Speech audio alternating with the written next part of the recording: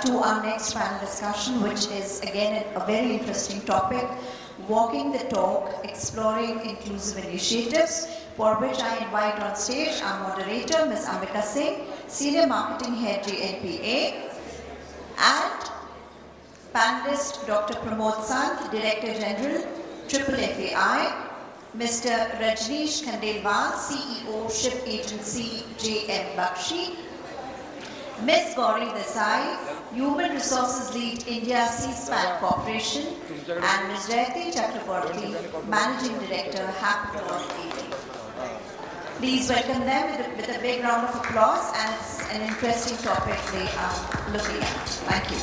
We move towards an important topic, inclusivity as inclusivity refers to creating an environment where everyone feels respected, valued, honored, and treated fairly, regardless of their gender, background, or any other characteristics. But today we are speaking for the women seafarers, for the women in this maritime sector. And what are the initiatives that will contribute to create inclusivity for them in the maritime sector? We have a very interesting panel comprising of Dr. Pramod Sant, Director General, Federation of Freight Forwarders Associations of India, Mr. Rajneesh Khandelwal, CEO, Ship Agency, JM Bakshi, Ms. Gauri Desai, Human Resources Lead, India, C-SPAN Corporation, and Ms. Jayati Chakraborty, Managing Director, Hapag-Lloyd. Welcome all of you. Before we set the talk and hear the panelists, we have a statistics on the women seafarers of our country. Radhika, can we have this slide now?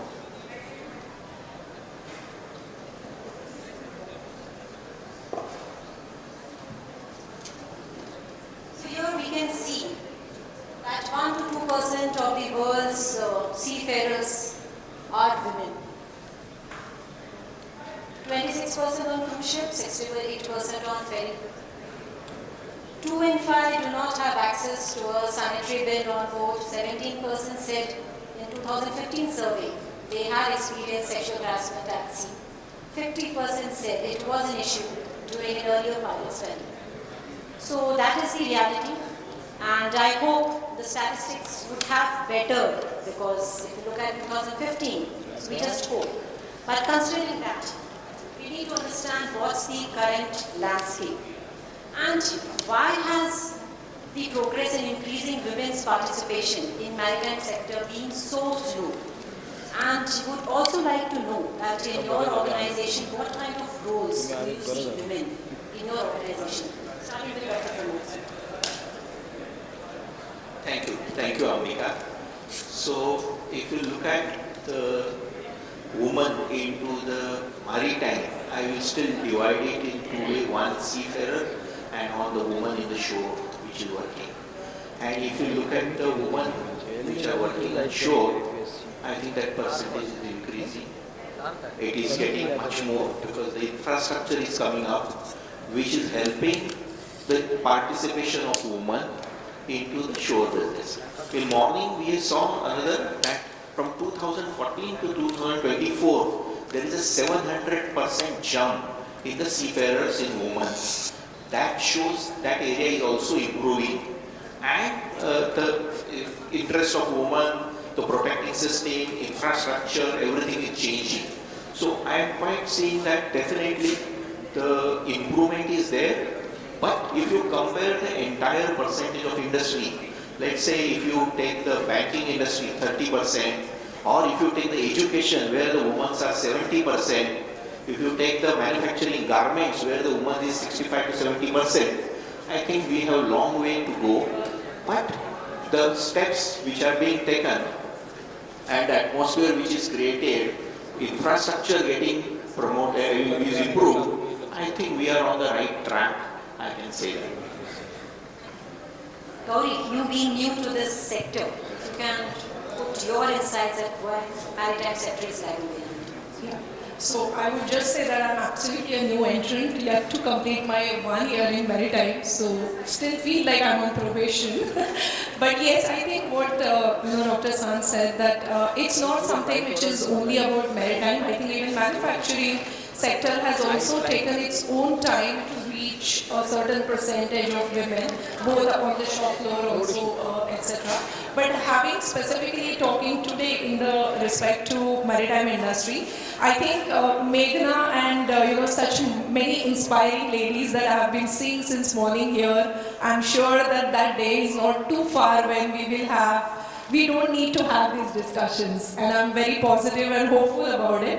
And I think as an organization, we are taking steps with respect to having better infrastructure, or rather addressing to specific requirements for women seafarers on the vessels. That's something we are doing, and I think on the shore we already have good percentage of women, so I don't see that as a concern for me specifically. Thank you. Jayati, can you share your insights how to be improved and why we are learning here? Yeah, sure, definitely. So, Amika, this is, I have joined Hapaploid as the managing director of the Quality Service Center around 3.5 years ago. And this after having some 20 years of leadership experience in banking, financial, and BPO sector. And believe me, it was really a surprise to me when I saw that people, they were quite raised eyebrows. Okay, a woman, as in the position of an MD. Right? So I really, after so many years of working in leadership positions, I still had to break some stereotype to join this role. But again, when I entered, yes, the job that our team does, servicing some 15 countries across the Indian subcontinent and Middle East, we still have more of an in-house job. However, the percentage of women was still less because the stigma was still in the minds of people that women do not work in shipping or you do not get qualified or experienced people in shipping. But to be very frank, over the last 3 years, I think we have made quite some steps. And we have found that yes, there are women and women are interested in joining the shipping industry because if you leave it to be a man's domain, it will continue to be one, right? So definitely great hopes are there that we are going to be as equal maybe in a banking or as in the software industry. Yes, I think so. I agree. We all agree. It's more of a stereotype. It's a mental mindset that we need to change. Yes. Over to Rajneesh. Thank you, ma'am. I think we have made substantial progress if you look at the numbers over the years, last 10 years, what has been last 5 years and what's today. So if I were to talk about our company, GMBC specifically, if I were to look at the numbers basically, in the marine agency we have got roughly around say 500 people and almost the diversity is almost at about 18%, 1/8. If I divide it into the age group, wherein if I look from the age of 22, 23 when people join to the age of 30, that age bracket, my diversity rate is almost 40% over there. So as companies, we are making the right move. It's a slow progress. It will happen because there are a lot of challenges. It's just not that you tell your CEO tomorrow, hey, I want to make it 40% and it will happen. There is a lot goes into it, which I'll come to later in my later part of my discussion. But yes, we have made substantial progress. And one example, one business that we have, one of our port terminals, you don't believe we have more than 50% of our workforce is women over there. More than 50%. And that is not an office job, is that what I'm talking about. It's an operational job where we have women who are driving our trucks. We have women who are manning our RMQCs and our reach stackers too. So that's quite an amazing journey which we have done at one place. I think next time when we sit over here, the numbers will definitely be more better and more We have a specific case study on this for all of us. Thank you, Rajneesh. So among many things, besides the organization's policies and practices, the behavior of team members, ultimately what boils down is to the leaders. How the walk the talk is the most important part in this inclusivity. And in your organization, what are the moves which helps us to move beyond the symbolic inclusion and have systematic change in the maritime workforce? Prabhuji, what do you say?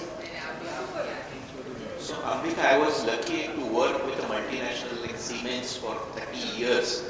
So I will go back to 2010 when we decided that the most capable candidate was woman, and she will head the logistics, which includes maritime, which includes 23 factories, logistics, including South Asia. I mean, there were no issues which was raised or alarms were raised. And successfully as an organization, we could make it not only that success, but we are able to have the culture that we will have another lady joining logistics team in the corporate office, in factories, and we promoted that, and it worked successfully. And we are proud that this question of whether women should be there or not, or they will, there is something which is completely gone. Then I come for my second inning, which with FFI, Federation of Freight Forwarders Association. So we have a woman wing, and Chaitali sitting here, she was heading that, so she left it to me to explain that. So thank you, Chaitali. So we have woman wing, but our recent experience, we started a woman training into logistics under the Pradhan Mantri Kaushal Vikas Yojana, and you will not believe at JNPA, there are 67 to 70% are the women who are taking the training. Maybe they will work on shore, definitely, but this is the number is increasing. We have various initiatives. We are trying to promote women entrepreneurs. They become entrepreneurs which will run into logistics, maritime, air industry, and what interests me or what is the success which is going to happen, because we found they are specifically asking the requirements. For example, in export area, India is doing promotion, so they are looking that please give us the inputs or training which will help me in export. So we have every month export training. So lot many things can be done by organization, and it is we who will walk the talk. I mean, that is the most important thing I can say. Some interesting initiatives that your organizations have taken in this field. So I think first and foremost is Meghna did talk about is the leadership development program for women seafarers along with Maritime Shield. You know, that's something that is the biggest initiative that we started off. The second one is we are also soon coming up with a mentoring program for the shore staff. So very obviously we will have women representation as well. Another thing on the women seafarer side I can talk about is, I said that our vessels being specifically with respect to infrastructure, that's something that we are taking care of. And we have about 20 plus vessels that we have identified wherein we are hiring women seafarers in pairs so that, at least they don't feel that I'm the only one amongst the gang of another 19, 20 folks or guys around. So that's also something. I think it's, if I talk about office culture, we also have a lot of sensitization for the hiring managers that we do, wherein if you have an open position, I think it should say in such a way that there are no barriers. After reading the JD that you feel, as a woman applicant, I don't think I can do this. And so that's something which is a very conscious call that at C-SPAN we are taking as a HR team to ensure that there are no such, constraints that are being highlighted. Another thing that I can possibly talk about is the constant communication with the women seafarers from our career development team. That's something that we are looking at. So there is a constant communication that's happening, and I would say that as a HR person or any one of us who is in the team, leading the team, I think it's important to correct some sort of a language or some sort of words that are being used. When I say that, it's typically like people would typically say that, hi guys, and I have actually started saying that, can we just replace that with saying, hey folks. I mean, why guys? I mean, there are a lot of girls also in the team. So why don't we just say hi colleagues, hi team, and start doing it, the smaller changes in our email communication, in our communication during the office interactions. I think smaller steps can go a long way. That's what I truly believe. I completely agree with you. After a long time, in our organization, the chairman has been replaced with chairperson. Yes, and hence the batsman has become batter. So, yes. Yes, JD. Sure. Again, as I said, I joined the organization around 3.5 years ago. I saw that in my organization, the gender diversity was just 23%. right? And coming from, as I said, from a banking background and all, where at least 35 to 40% of the employees were women, it was, quite some shock. So then when what I started at that point of time is basically an inclusion program, right? I started an initiative where we will increase the gender diversity within the organization. And we started it with very simple steps. What I had told the hiring manager is that for every open position that you get, at least get me 50% of the eligible candidates to be women.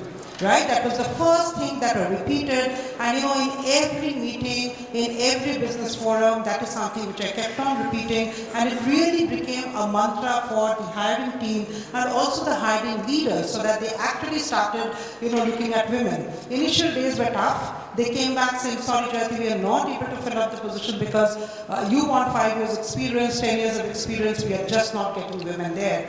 You push them back slightly, no, let's do what we can do. It has really become a very good journey for us, and I'm really proud to say that after 3 years of journey, we have managed to take the gender diversity, improve it by almost 50%. So 23% we started off, and today we stand at 38%, right? Not a mean job when you have around 400 people in your team to move the gender diversity to such a level.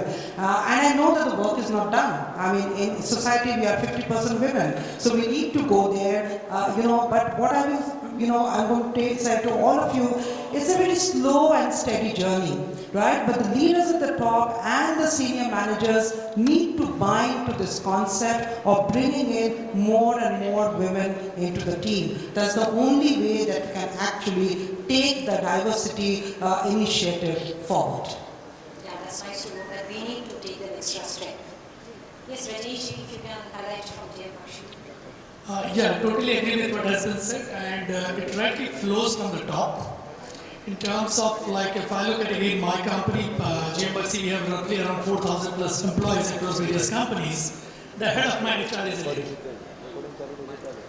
It flows from there. All the CEOs have something similar to what you mentioned. All the CEOs have one of the KPIs, whatever recruitment you're going to do during the course of the year, more than 50% of that have to be ladies. Now that's a big challenge. Where do you get people from? Where do you get that skill set? So it's not, it's a long process. So we have a training school in JNPT at Navashima, wherein we train our own people for port operations, for running various equipments and stuff like those. It's a small batch size of roughly 22 students, and we have 2 batches, 1 year course curriculum. Presently, we are running the 3rd batch in JNPT. In the first year, we had just 2 women, 2 girls who enrolled for the course.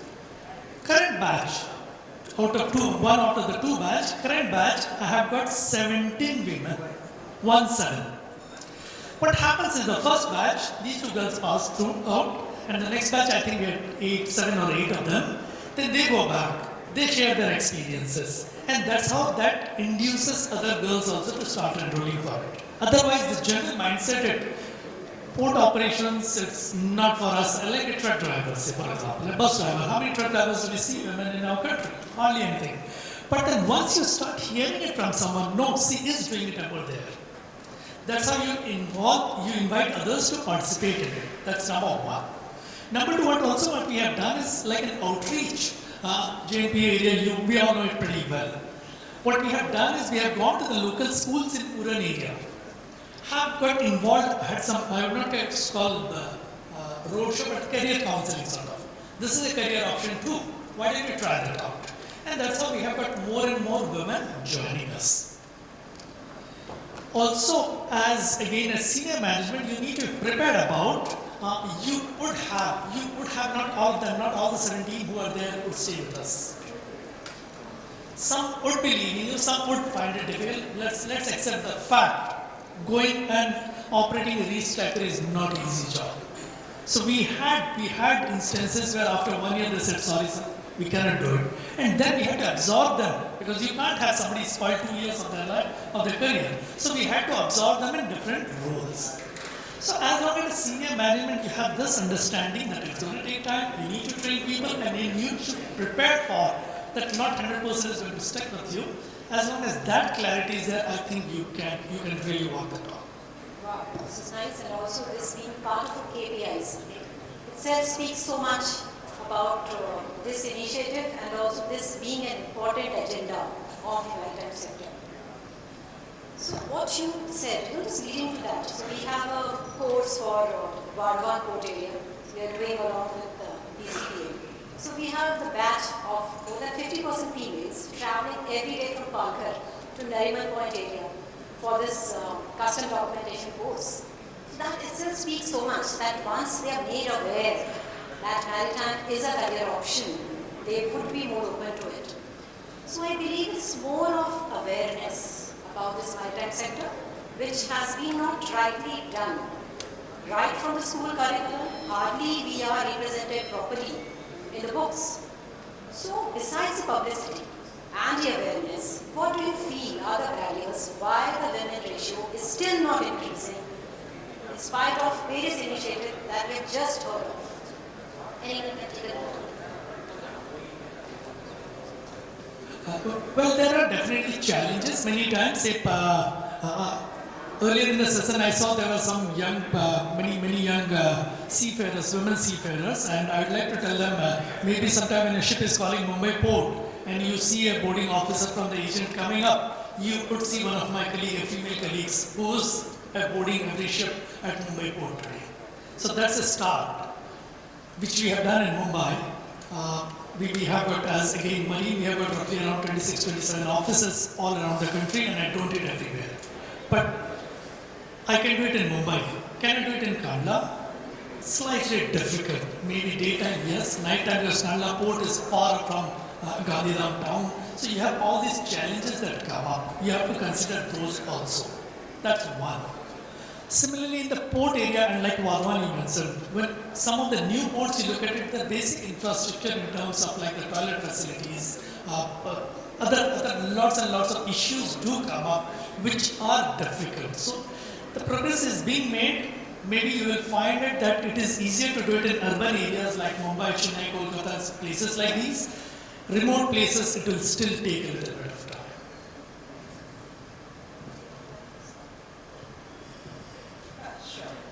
Sure. So yes, there are barriers. We are trying, but there are still barriers to it. And to be very frank, when I speak about this, these are two things which I have seen in my career. It's very industry agnostic, right? What I've seen is that there are very two important junctures in a working woman's life when they really need the support. Once when they get married, and once when they choose to become a mother. Because again, agnostic of the industry, these are the two junctures where you see the highest career dropout from women, right? They just leave. And I have always believed that these are the two junctures in life where you have to give that additional support to women. So in maritime, when there are so many basics itself are missing, right? It's a big call again, when you will actually have to take that special care of an expecting mother or a mother who has just come back, after giving birth. However, right, thanks to COVID, many of our organizations, apart from the women who are actually sailing on the ship, many of the organizations do have, work from home. They do have flexi timing. And I really, think that if all of the leaders could actually do that extra bit for an expecting mother or, someone who has just joined back work from a maternity leave, then we can really make more and more women stay back in their career, continue with their career, even after they have, given birth. So this is very, very important. Sometimes what we see that someone has to be, we talked about mentorship in the previous panel. It's very important for women leaders to become a mentor to women, because they are the ones who have gone through marriage, gone through motherhood, and handled a successful career. So they are the ones who are the best placed to tell them how to speak to a supervisor if a woman ever feels that, she's being sidestepped for a promotion or a role just because, she is going to become a mother or just because of a gender. In my life, I used to work in a very, very reputed multinational bank. It was, of course, 20 years ago, when I handled a very tough collections portfolio. I think I was the only woman leader in the industry, forget that bank, right? And I was due for a very, very good promotion, and I was denied that. And I later on discovered that my manager actually thought that I will never come back to that challenging role, right? And that has been a lesson in my life. So again, I would urge that we can have to break that barrier if you give that extra support. It's not a holiday when women take a maternity leave, right? Give that extra support, give 2 days more extra work from home, give them some flexi timing so that they continue with the work. And this is industry agnostic, but especially maritime, when you are trying to build it up, believe me, this is the most scariest moment a woman can have in her life. Thank you. So when you mention about awareness, we have to go back to the really how the market is thing. Every time on TV, some CEO or CFO will come. What he will talk? He will talk about profitability. He will talk about market share. He will talk about EBITDA. How many times they will talk about really the maritime challenges? Or how many times they will talk about supply chain? How many times they will talk about logistics? That was a scenario which is little bit changed from COVID. So first, entire sector needs more awareness. How many people will know, or when I go to many B school, most of the professors, they are not aware that in port there are terminals. I mean, this is a fact. This is a fact that they see port is port and vessel will come there, but no. So awareness is really needs to be increased. Then only we will have more people.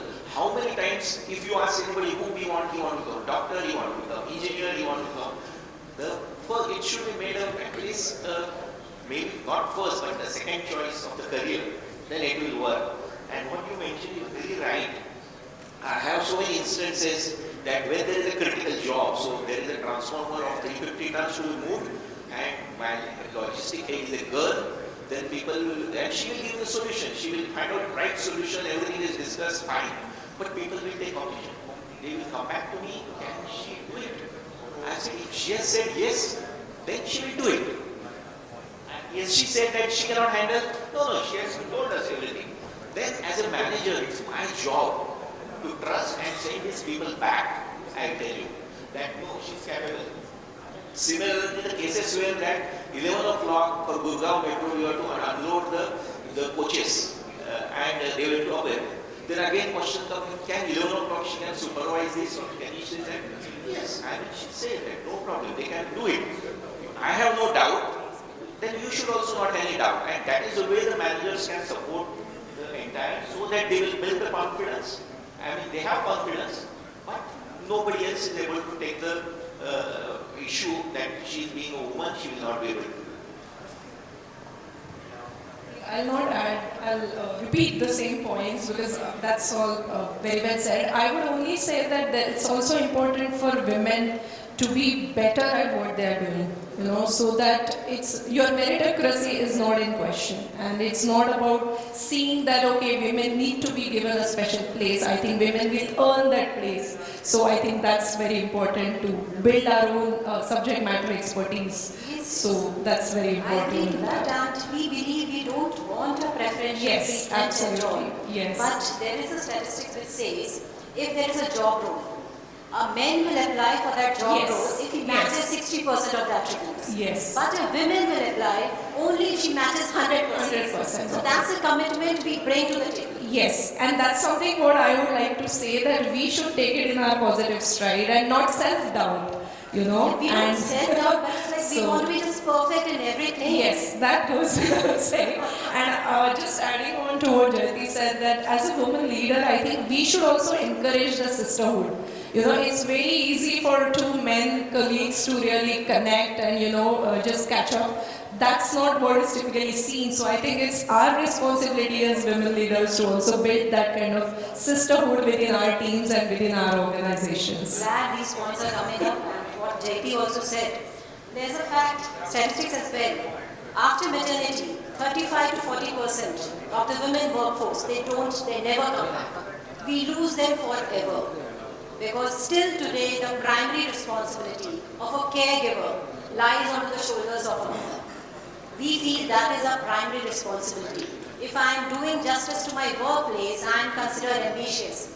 And ambitious doesn't go as a positive word for female professionals. So somewhere we just need to be emotionally strong, shrug that off, and be sure of what we are doing. And the policies are very important. Like my daughter, she is here. She's one of the biggest cheerleader for me.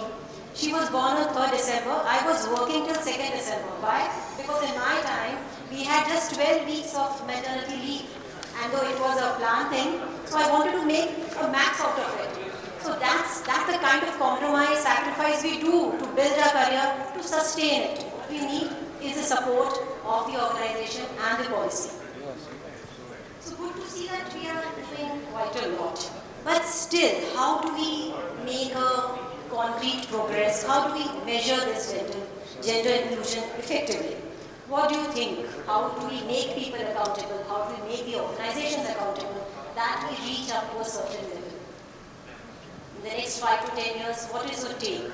Where would we reach and what are the things, maybe not just as the organization, in general, as an individual, what is your thought on it? So, very simple, I think. What we need to do as all leaders here, we have to bring in more women into our organizations. We have to give them the right coaching and the right guidance so that they can step up, be confident, and take the next leadership role. Bring more women, give them more responsibility, and make them leaders. Because, men and women are not alike, right? Our brains actually are wired differently. And that is why when in a boardroom, in a meeting room, you have a equal mixture of diversity, that is when the best ideas are coming, right? And men do understand that, right? And all the men who are sitting here and supporting, they do understand that. But I think what Gauri said, women empowerment, a woman supporting another woman is very, very, very, very critical. Right? And if we do that, I think in the next 5 to 10 years, we will make quite some leaps. Because I also have a daughter who is like 20 plus, who is like so ingrained that she has to have a career, irrespective of whether she gets married, she has 2 children, doesn't matter. It's there ingrained in her mind. And I think if all of us can do it, I think we'll be in a really better place in the next 5 to 10 years. I'm positive. We don't need reservation. I think we have it in us. Okay, to make that point is what I would say. Yeah. Rajneesh, over to you. What are the unique things that we bring to the table and how do we take this forward? I think most of it has already been said in terms of the training, the outreach and all. But one more thing I would add over here is you need to highlight success stories. Highlight it within the organization, highlight it in the industry. Again, another example, I don't know how many of you are aware that recently the largest cruise terminal of India was opened in the city of Mumbai. Who's heading that? If you look at the private terminals in India today, you would have somewhere between say 30 to 40 terminals across the country. How many terminal heads you have a female? The Mumbai International Cruise Terminal is headed by a female colleague of ours. Wow. So that's the type of success stories once you spread it, once you spread the word. Definitely some father or mother sitting over there would think, yeah, मेरी बेटी भी ऐसा कर सकती है. That's why we are inspiring people. And that's what we try to do within our organization also. We have CEO who are female colleagues of mine. I have branch manager, my branch manager in Chennai. She's a lady master mariner. How many ship agency houses in India have got lady branch managers, GMs? And then we highlight these stories around. So I think that's what you need to do, spread the word more and more, success stories more and more you need to spread. I think you said really right, the success stories. But if you look at the success stories within our fraternity is one part. It needs to go. We will know everybody will know the chairmen and the managing directors of bank when they were female. But how many will know the daily example of the cruise? So our fraternity will know success stories definitely. It is required to go other than us across all the fields. That's most important. I think Ambika's communications team have a lot of work to do to share all the success stories. Yes, so that's why Sagar Saman has got responsibility. Do let us know if we could be of any help. Sure, we all. So lovely to have you all. So over to you, Radhika. And we look forward in the next, maybe next International Day for Maritime. The statistics really improves and we have a better slide to showcase. Yeah, quite an enriching session. If there are any questions, we can take 2 questions here from the audience.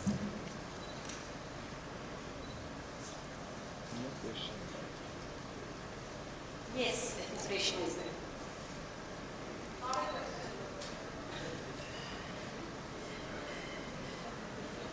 No, I just have to say thanks to the entire panel because we speak so much about women in leadership roles, and now you have given the actual point which is spoken so less about, that you need to empower and skill develop women into those roles. We do not have ready-made roles, ready-made leaders already in the industry, and in that case we have to build up that position or empower them into those roles, and that's something which is, I think, least spoken about. We want ready-made leaders everywhere, so thanks for that. Glad. Sure, please. And you are right over here, but in terms of you don't have ready-made leaders, then what you need to do is you need to have a more open mind. So when I spoke about the Mumbai cruise terminal, now this lady is not from shipping. Because it's very difficult to find somebody who has been heading a terminal, a shipping terminal, a port terminal across the country. And that's why we started thinking, okay, this is cruising. Number one, you need management skills. Number two, the domain expertise in a cruise terminal is also hospitality. So why don't we get somebody who has an experience of hotel or hospitality industry? And that's why we brought her in. We convinced her to come and head a port terminal. So you need to have that open mind also that yes, it is possible. Give a chance to someone. And definitely they will prove that they are better managers. I had the privilege of meeting her. Dhruv introduced her during the inaugurations. Thank you. Yes, you have a question there. My question is to Ms. Ambika. You spoke about an outreach program, right? And earlier in the day, Dr. Apankar also, discussed about an outreach program that they had in the Northeast. And the fact that 90% of the goods, move through the route of sea. Why don't you give a suggestion to the Ministry of Port Shipping and Waterways to include a curriculum either at the school level or at the college level on maritime sector, and especially aimed towards women, because if that is the focus of getting more women into maritime, it should be ingrained from that particular time, when they are learning at that stage to take up a career. Is that something that you think that could be done? Yes, definitely it is a very important agenda point, and even for today's discussion. So this would be the point where we would be representing the ministry, that the way we are represented in the curriculum. I was looking at my daughter's books. It's a CBSE curriculum. Hardly the ports have been mentioned, and in the same line they used Mumbai port and JL port together as a synonym. So that's a kind of awareness. In the books, if they write, a CBSE curriculum writes that way, what do we expect the kids to learn? And besides the curriculum, in general, the awareness is extremely low. But we also need to do our part. Like as JN Port, we have this industrial visit or educational visit. Every day, we have minimum one college from across India who comes to our port to see the port. And we take it as a most important activity of ours, though it is besides the port operations. But I myself spend my time, give them a proper presentation. My team takes them through the port operation area. So we feel as a leader equate to them. And most of them, besides the students, the faculties, they all have come for the first time. Because port is a secured area. It's not a tourist place. I have many senior IAS officers come to the port. And they all have visited any port, forget JN port, any port in their life for the first time. So that speaks so much, that awareness, why it is so. How many times have we seen a maritime organization going to an IM or IIT for placements? So everywhere we need to make it more aspirational, more vibrant. So we all together owe it to the industry. I guess that is the way you would be able to, bridge the demand and the supply chain, in terms of candidates when you put out advertisements, when companies put out And believe advertisements. me, for this first custom documentation which we are doing for Bardwan Court, though the court will take 5 years to come, but we believe we need to skill them already in advance. We did at least 8 to 10 orientation program, creating awareness. What is a court? What is a custom documentation? And then, I mean, the commitment of day traveling every day from Parker to Nariman Point speaks so much. So that's the kind of effort we need to be ready to put or invest towards it. Thank you, everyone. So we have had a detailed discussion, and in fact, we have our next panel which focuses on how to bridge the gap between maritime industry and education. So that's going to be something which is very interesting. I now invite on stage. Radhika, one second. Yes, This is Radhika. not a question.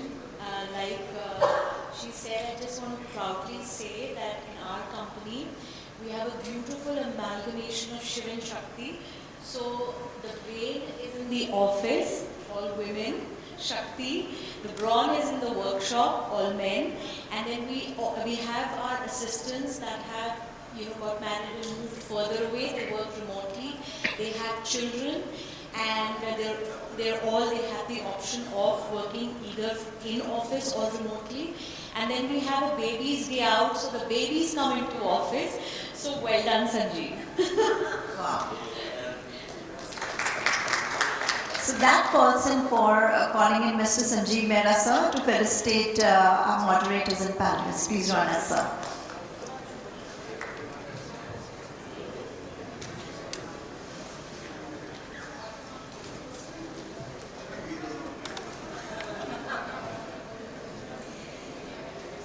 May I request the team to be ready for the felicitation?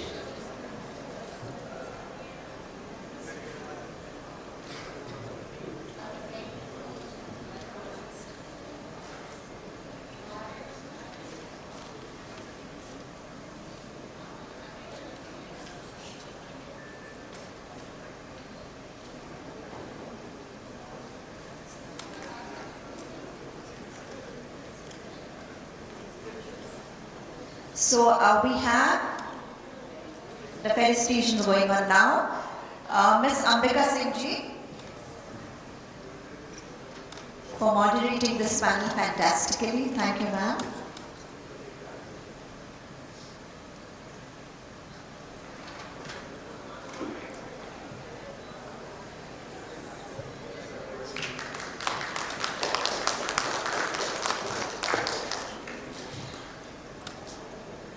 Next we have Dr. Pramod Sant.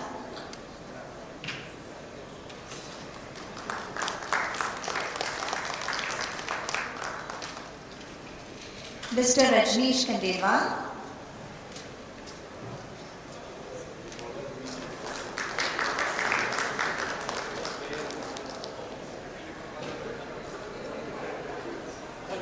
Ms. Gauri Desai.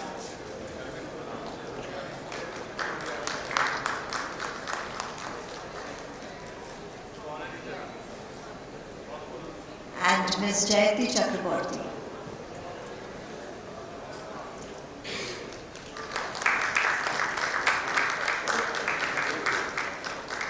Yes. Thank you. Thank you, ladies and gentlemen.